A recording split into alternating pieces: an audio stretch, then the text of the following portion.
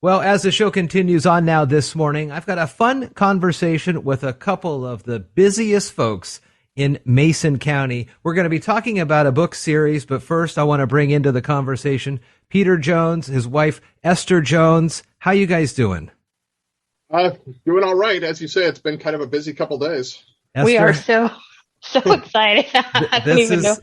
This is a super cool thing that's going on now. Your fourth book in a great series of urban fantasy is being launched on the Kickstarter campaign, starts today, and that's what we're talking about. It is the Gift of Grace Urban Fantasy Action Series, started with Grace Under Fire, and here we are getting ready for book number 4, and this is just a really exciting thing to share. I will say, I do want to put this out there. Peter and I are both on the Sound Learning board together, but that has nothing to do with this interview. I always like to make sure we have that out there. So we really like to promote literacy at Sound Learning. That's about the only. That's probably about the only connection we'll have there throughout this whole thing. So, Peter, Esther, let's talk about how exciting this must be for you to start today, this Kickstarter campaign, your fourth in this series of books. Let's do a quick overview of the whole series, the Gift of Grace series, and then explain to the listeners what urban fantasy is. Okay. Well, actually, we should probably take that in reverse, and I'll take the urban fantasy question, and then I'll hand over at least book 1 to Esther, so I'll let her start preparing her response on that. Urban fantasy is, first off, fantasy is, a world of magic, right? It's dragons and sorcery and, whatever sort of magical thing you can think of, that's going to be a fantasy. Urban fantasy is a subset of fantasy where, yes, there is magic. Yes, there is, a distinct fantastical element to it, but it isn't set. I mean, this isn't set in a quasi-medieval time, right? There's no swords running around, right? There's no knights on steeds or anything like that. It's set in a world that is very, very, very, very, very close to our own. The only difference being that there's a bunch of fantastical stuff going on in the world that we're writing. And so you actually see this come up a lot. Technically, Harry Potter is an urban fantasy. It involves the real world, and it interfaces the real world as it exists in modern times. You guys are coming up on your 20-year wedding anniversary, and from the start, you guys have been working together. And how does that relationship work on the trading off of who's writing what, maybe when, or who's going to edit the other person's or critique? How does that go? Well, I can tell you that when Esther first started doing conventions, she mentioned, this was a decade ago. That I was going to do this contest, right? And I was like, but you don't have to do anything about it. Like, we don't, yeah. So she mentioned to this person that she was going to write with her spouse. And her first piece of advice was, don't, you'll ruin your marriage.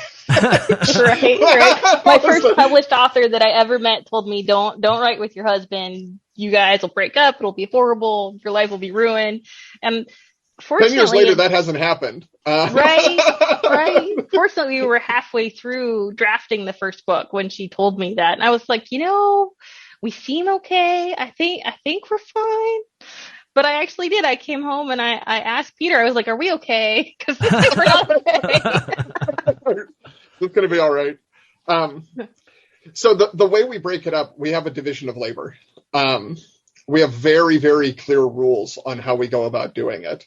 The book is written from multiple character perspectives. And so book 1, you've got Grace, who is this very kind of skilled, knowledgeable expert in the subject of magic and reality and all of the things that are coming to hurt us. And she is sent out alone on this mission to deal with some pretty big problems that are coming up. Along the way, she gets kind of paired up with the other main character, Robert, who is unlike Grace, has an extraordinary natural power, but absolutely no training or ability to use it. And he's a teenage foster kid, and he's reckless, and he's out of control and terrible. And so it's this very, master-student dynamic between the two of them. But the way we divvy up labor is Esther writes Grace, I write Robert. And so all the chapters that are written from Grace's perspective are written by Esther. All the chapters that are written from Robert's perspective are written by me. Right. And then when it's time to revise and edit, we actually take those chapters and hand them to each other. Oh, wow. Yeah.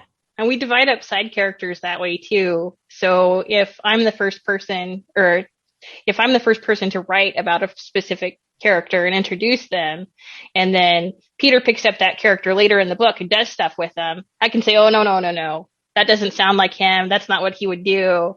And we'll just trade it back and forth like that. And almost all of the disputes you might have, and you do have, it's not that we are dispute free. Sure. But almost all the disputes that you have when doing something like this revolve around a character making a decision, right? That is 90% of the story you're telling is people making decisions. And so if you know who has jurisdiction over which character, you know who gets the tie-breaking vote on that. And so we establish that ahead of time. And, if I write something for Amy, say, that Esther doesn't like, Esther gets that call. If Esther writes something for Jake that I don't like, I get that call. And then vice versa. Now we talk it out, we share our opinions, but at the end of the day, if we're deadlocked on something, we already have that mechanism in place for how we're going to deal with the fact that we're deadlocked, and then we can move on with our lives. Right. And you do have to be honest when something's not working, right? Like if I can't just tell Peter, oh no, that's fine. Even though I don't really like it, I guess that's okay.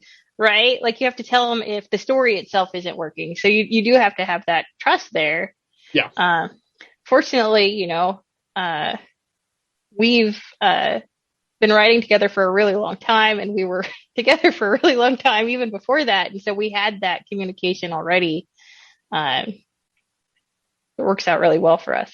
The Kickstarter campaign again launches today. Tell me about it and what you're asking the folks out there to sign on to. So you've been doing most of the work setting it up, so. I know. So we actually have a lot of really cool bonuses and prizes for celebrating the launch for us that are part of the Kickstarter. So what we're asking is for people to help us pay the printing costs, basically, of bringing the book to life. And so on the Kickstarter, you can absolutely get the paperback and the ebook version of the fourth book, Graceless, months ahead of, you can get it on Amazon or Barnes & Noble or any of the other booksellers. But we're also bundling it with the rest of the series. So if you haven't read books 1 through 3, you can get books 1 through 4 through the series, through the Kickstarter, and you'll be getting it way, way ahead of anybody else. And then we also have a bunch of author friends who have been extremely awesome, and I'm just so humbled. They've given us copies of their ebooks. So when you pledge to our Kickstarter, not only do you get our series, all 4 books, but if you pledge in the first week, you get 4 other urban fantasies from other of our friends. And then if you pledge in the second week, you get even more ebooks from other independent authors that we know, some of which are USA Today bestseller authors that I was like, yay! That's I will cool. Absolutely take you up on an offer to give your books out with ours. Thank you. Yeah, we have a kind of a secret cult following of fans among other authors who have read our stuff. So they're always happy to chip in and support us when they can. Well, again, I'll put the links to this in the notes for both on the video here and on the website, so folks can get to that and support you two. I also failed to mention, but I will now, jonestales.com is the website as well, where you can see more about Esther and Peter, their works and more. You can see that again, jonestales.com. A lot of things in the works for you here too this year. You're going to be out promoting the book and out at different events this year, huh? Yeah.